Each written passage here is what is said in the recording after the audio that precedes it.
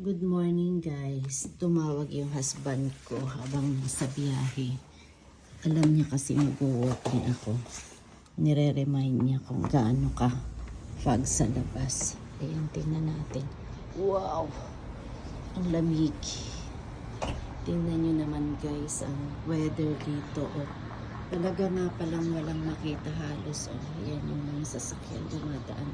Yung ilaw lang talaga nila mapapansin mo. Ayan. Kahit saan ka tumingin. Ayan.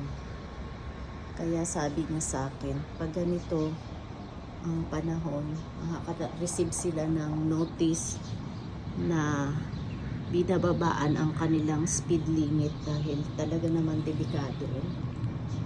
Hindi talaga makita ang kalsada.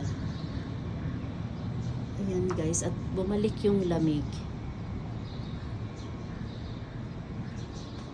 Ito ay sign na ng mag-change weather na talaga. Siguro after nito talagang magsa-summer na. Pero biglang lumamig ngayon. Grabe. Ayan guys ang sitwasyon namin dito. Sobrang foggy.